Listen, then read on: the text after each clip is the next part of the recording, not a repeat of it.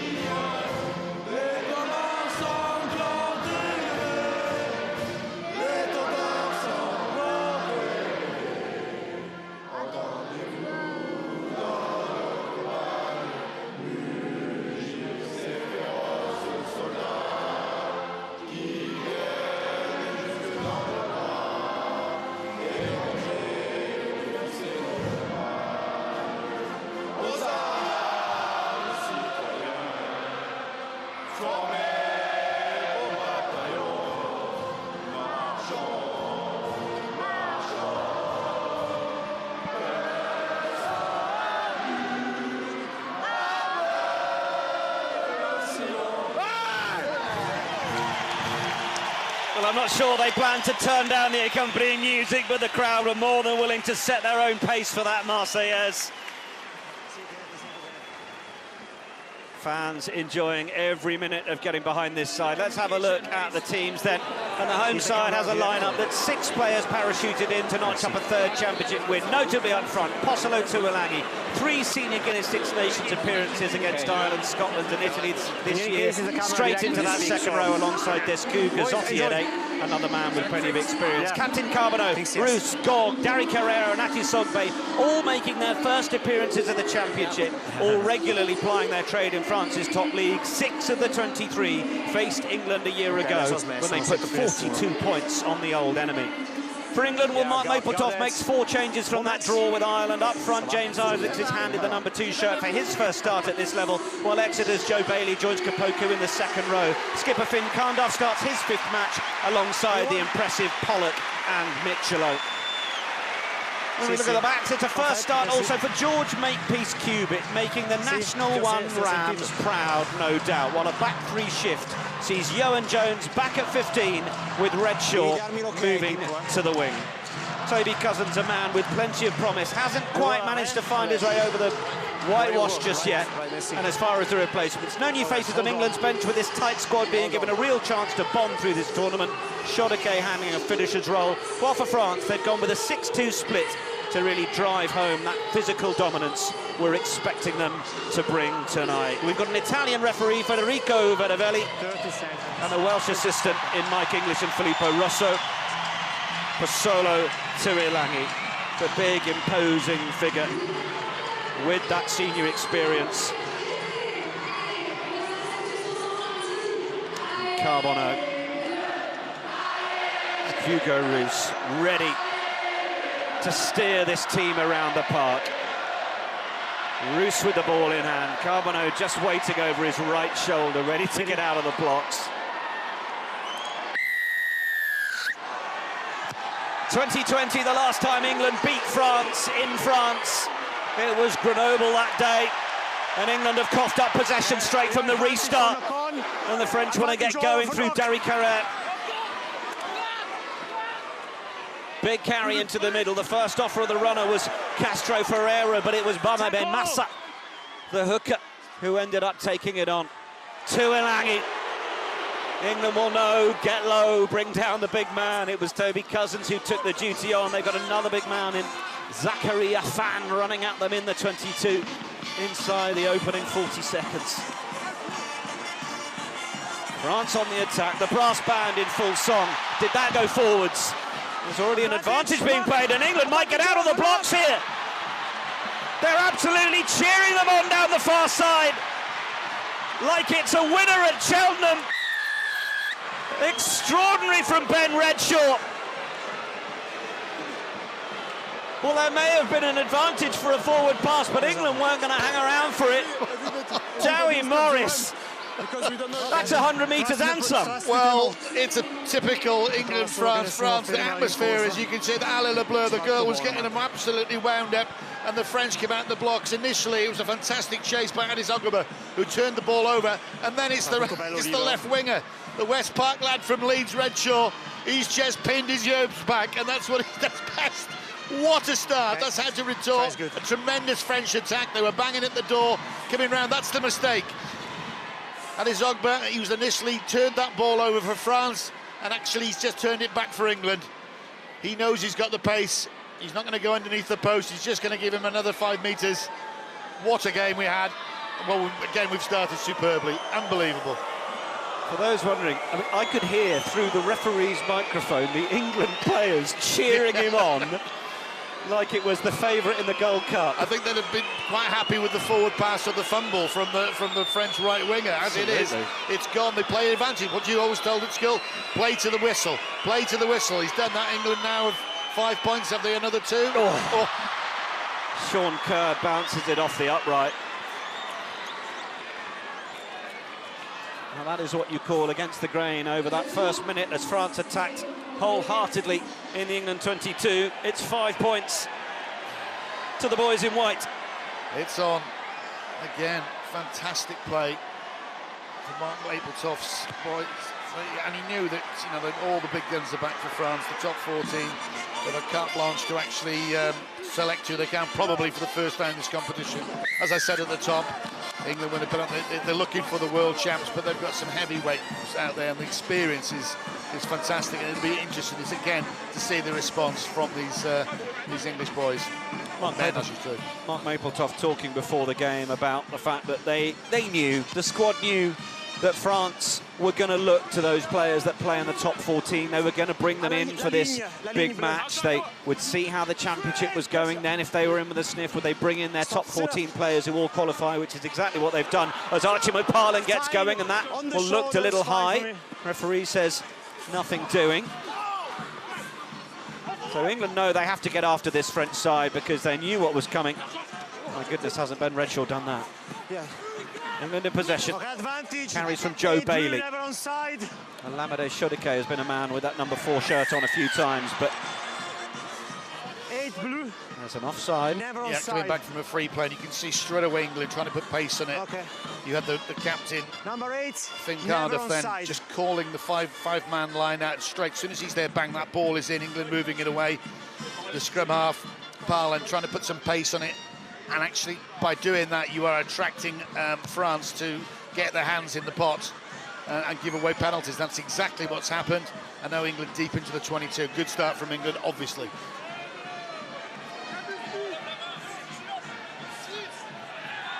The band are going through the repertoire. We saw them outside the stand earlier. They're very loud. Very good as well. Yes, they are. Bit like England at the moment. Yeah, England haven't been too bad either. Sean Kerr eventually setting it up on a platform for Ben Waghorn. On his feet. Got isolated. Castro Ferreira. Toulouse man earning the turnover, relieving the pressure. And that's the experience, isn't it? I mean, a lot have been talked in the press about, again, the top 14 and the Pro de Deux guys coming in. I think the figure is 240 pro performances as opposed to England's 22. Well, you've got to start somewhere. There's a lot more rugby and a lot bigger squads in France. But that's the challenge for Tofty's lads, and good on them. You know, that's what you want to play. You want to play a game of rugby, France, England. You want to play against the best. Yeah, credit to Will Kelleher at the Times, who got the abacus out. 240 senior appearances across this French under-20s team compared to just 22 for England, and 8 of those are Asher Opoku-Forjaw. It's the sail prop, yeah.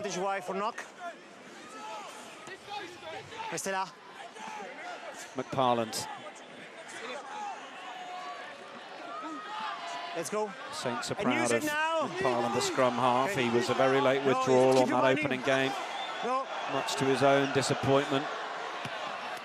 Sticks the box kick up. Atisogbe was coming forwards initially, but Ferte said, I'll look after this. He's well thrown to ground. Yeah, he drives. In the end, it was a good victory, wasn't it, the first round against Italy. Toulouse McParland, Waghorn went off with a concussion, and to win by that margin and to see what, you know, how Italy under 20s have developed. So it was a good start. No, Ben Douglas, the replacement, did well as well, coming on for the 80 minutes. Decent take. Yohan Jones. Minchinhampton. Out for Opoku-Forjaw. Gazzotti has come straight through. Little flirt of the quick one from Makepeace Cubitt. Well, straight away now, if I was the French coach, I'd be having a word with our guys. Just calm down. Just because there's 2 penalties they've given away when there's absolutely no need to. And it's an easy decision for the referee, and he's hot on it. People coming in even from the side. And he's just giving field position to England. England with the platform. Look to go to the tail. Momentary juggle from Michelo, but wrestled away.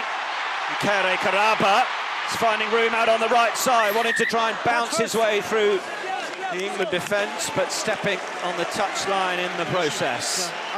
The crowd ready to get out of their seats as soon as Les Bluets, as the younger team are known. It was Tuolangi, wasn't it? Got in and burgled it. Well, if you're wearing pink boots, you're going to have something special, and he's got some pace to burn. Absolutely, yes. Did superbly well. Time on. But again, just running out, just probably going a yard too much. You've got to, the touchline isn't your friend. You've got to come back inside and give your rest of your chaps a chance to get with you. All it really is giving England a chance, and they've fluffed their lines, but there was a knock-on. Wasn't from the big lad there. He knocked the ball forward. Tuolangi, the lineage, as I said many times, moves on, goes on. This time not in an England jersey to a French jersey. Relation Manu turning out on England's bench during Super Saturday in the Guinness Six Nations, the men's senior Six Nations. Not yours. Let's go. Tomorrow. Yeah, and as we look forward to that, this is going to be crucial. It's going to be crucial tomorrow. This scrum is crucial tonight. Again, as I said, there's some freaks out there, and I use that in the nicest way. Coming from the England camp, the scrum coaches are saying these lads are just freaks because they're just they love doing what they're doing, the scrummaging and the line-outs. No doubt the work they get through and the tin they lift in the gym as well. We have to engage. No, we need to keep the space. Better breakthroughs. Yeah. But equally, big is best for France, as he knows. Don't pull. Sebastian Calvet, coach in the middle of the picture. Here we go again. I hope we don't have too many of these reset scrums. I hope it's a good contest from both sides. Crouch! Two sides who both tend to start well, both tend to score a decent number of tries in the first quarter of the game. Well, Ben Ritchell certainly keeping up with that statistic. Keep the pressure. Go 10. England have given away the free kick at scrum time, and France aren't going to hang around. It's the quick tap. No more 7. Carbonneau has a look. Tuolangi had arrived, just had to wait for the ball. Gave England a little bit more time to make it, and Makepeace Cubitt stepped up to it defensively. France carry with Calvin Gorg in his first appearance of the championship for the Toulouse man.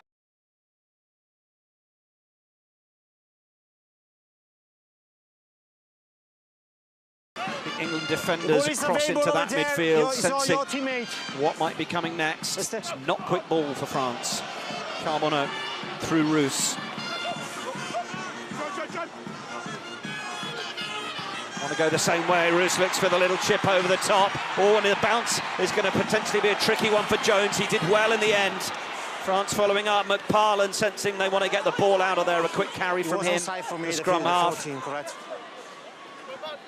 Play it away for Carnduff. Yeah, they lost Ewan Jones superbly well there. It's the bounce of that egg-shaped ball. Not going to his liking first off, but he did get down on it and did well. I've been very impressed early days from Gazzotti, the French number 8. He really does carry a ball. Yeah, he faced England in that 42-7 thumping. 1 of 6. He comes with a big rap in this squad. McParland. Oh, under a lot of pressure.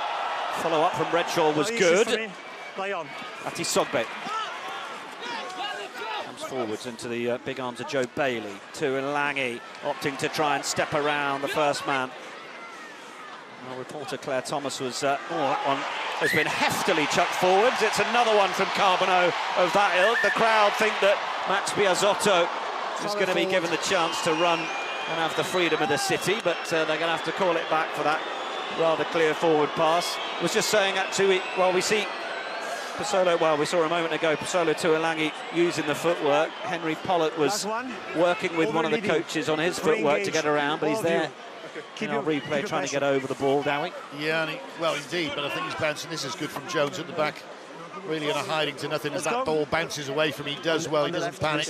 Just gives him time just to set the ball. And that's good support play. But he saw one of those replays was that Gozzetti carry just bouncing off. I think it was the hooker, Isaacs.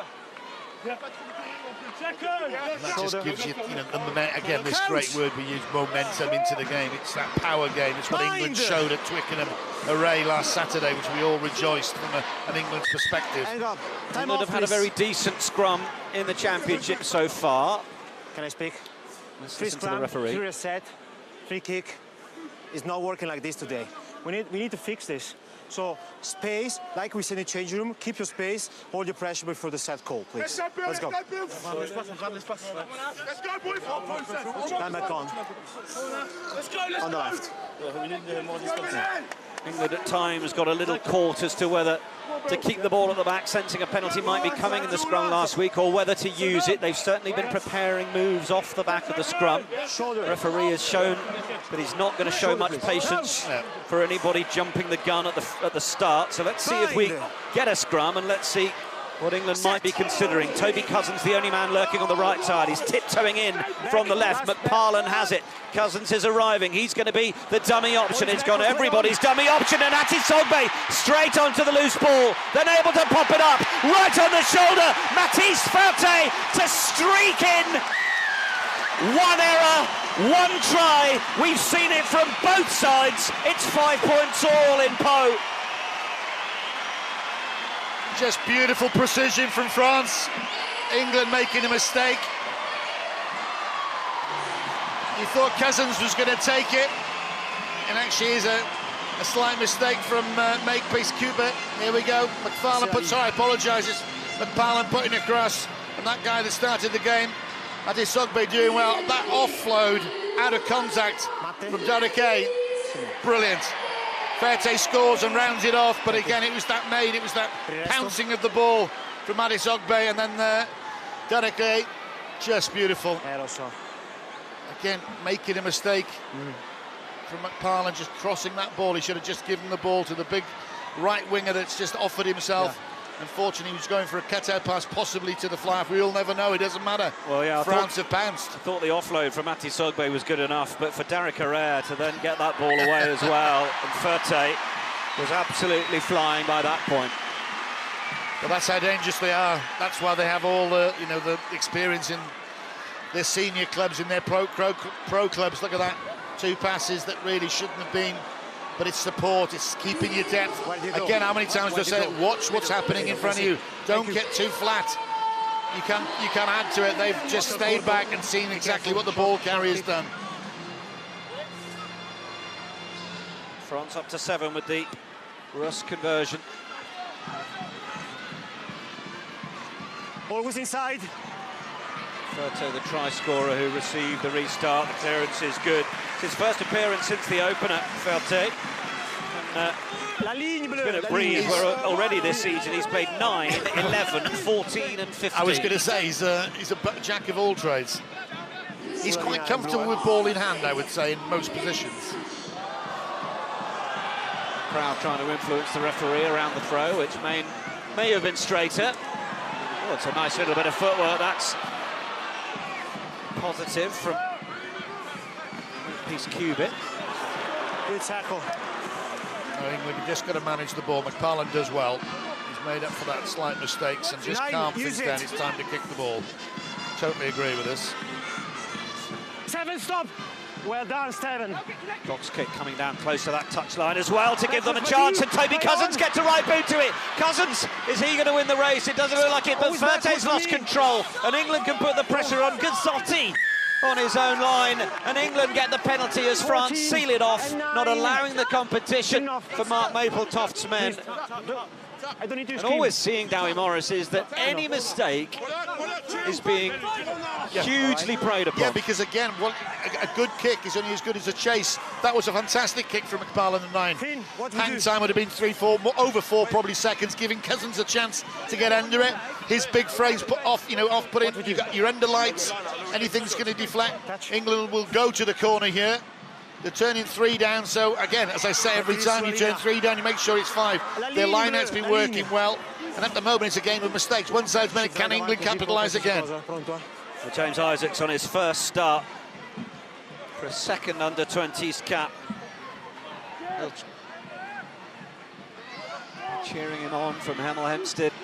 Kapoku, oh, they've got rid of it early from the top, looking to try and send Michelo in. Enough. Pollock looking to try and drive low. McParland will have a look. Back. France being encouraged back. They didn't listen to the referee. There's already a penalty advantage. He's never go on the line. He's held up. You're offside. McParland's already brought the ball back to the mark. That's going to be the decision here. Go in the corner again, you got to. Again, they went for 2 ball. When you go for 2 ball, you limit your options. You can't come around rumbling into the midfield, almost. Penalties ratcheting up straight away in England's favour, 5-1 against France. So England know, and the referee will know who's giving those pens away. Where do they go? They go to 2 ball again. This time it's the captain.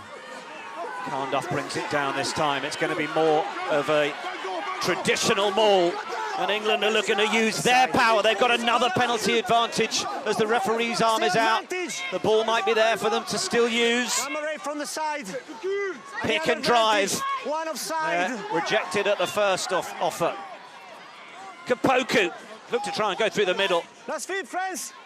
Pollock lurking to the left, but they're going to release the backs here. Can they get the room on the outside? No, they can't, or can they? The strength from Sean Kerr initially. McParland wants to go the same way. Little chip through. Is there going to be room for the finish from Redshaw? No. They knew they had the penalty, despite the efforts of Felton. They knew there were a penalty. There might be a yellow card coming here, because again, those penalties are going up. If that was 5-1 before, it's 6-1 now. Carbono is waiting to meet the referee. We have offside before, and now another offside. Yeah. What is the foul on? What is the foul? I want number 8 from the side. From the side. Okay. And also offside from number 1. Okay. Speak with your players. Okay. Because next one could be in trouble. Okay. There you go. Looks like his dad, Philip Cup now.